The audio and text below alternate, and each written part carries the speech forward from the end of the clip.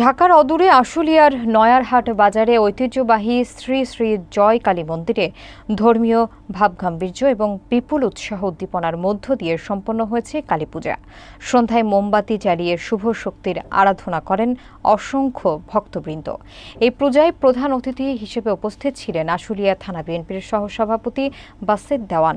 এ সময় তিনি মন্দির কমিটির হাতে নগদ অর্থ সহায়তা তুলে দেন এবং রাজনৈতিক দলের পক্ষ থেকে একটি বিশেষ লিফলেট বিতরণ করেন।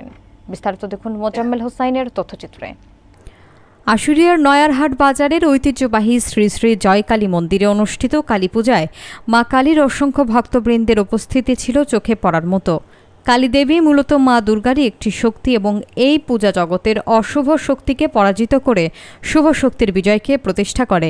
সন্ধ্যায় ভক্তরা মোমবাতি প্রজ্বলন করে শুভ আগমনী বার্তার আরাধনা করেন। অনুষ্ঠানে প্রধান অতিথি ছিলেন আশুলিয়া থানা বিএনপির সহসভাপতি বাসেদ দেওয়ান।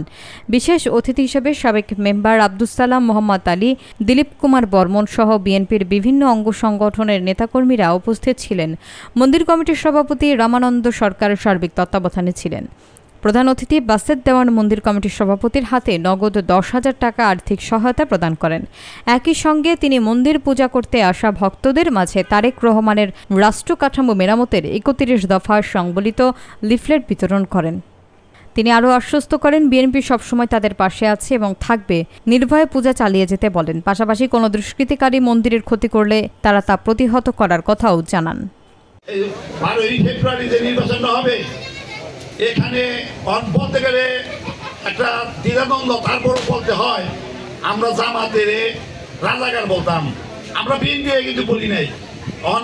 বিএনপির রাজাকার কয় জামাত, তাহলে এই জামাত থেকে সাবধান থাকবেন। এই জামাত যদি কোনোভাবে ভোট আপনাদের পায়, যদি পাস করে, তাহলে কিন্তু আমরা যেভাবে আপনাকে পাহারা দেওয়া মূল রক্ষা করি, জামাত কিন্তু তা করবো না। আপনাকে আমাকে পাউরে রক্ষাইতে দিব। সেখানে আমাদের সতর্ক সাবধান থাকতে হবে। কারণ সাধু সাবধান, এই জামাতের কোনোভাবে ভোট দিবেন না যত প্রবল দেখায় যায় কিছু। কারণ জামাত দুষ্কৃতিকারী, ওরা সত্যিকারের রাজাকার। ওদের জন্য আমরা বিএনপি রাজাকার হই না, এখন ওরা আমাদেরকে রাজাকার বলে। তাহলে ওরা মুনাফিক, ওরা কিন্তু মানুষ না, মুনাফিক। কাজে এই মুনাফিককে ভোট দিবেন না, ভোট আপনারা দেখে দিবেন, ভালো লোকের দিবেন।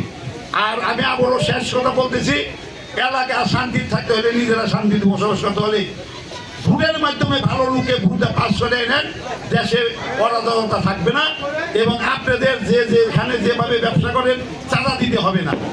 তা আপনারা, আমি বলবো যে আপনারা জ্ঞানী গুণী, আপনারা বুঝা ভালো লোককে ভোট দিবেন। কাজে আমি আপনাদের কাছে ভোট চেয়ে এবং সংসদ নির্বাচনে ধানের শীষে ভোট যে নমিনেশন নিয়ে আসবো তাকে ভোট দিবেন।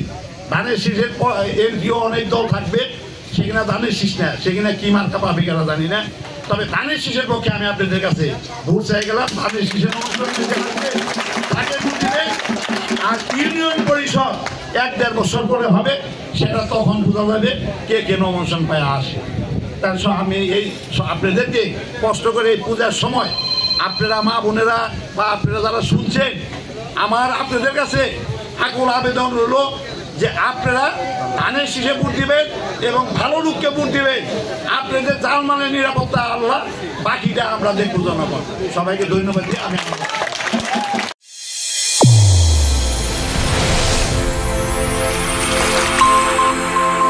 চ্যানেল A1 হৃদয়ের স্পন্দন।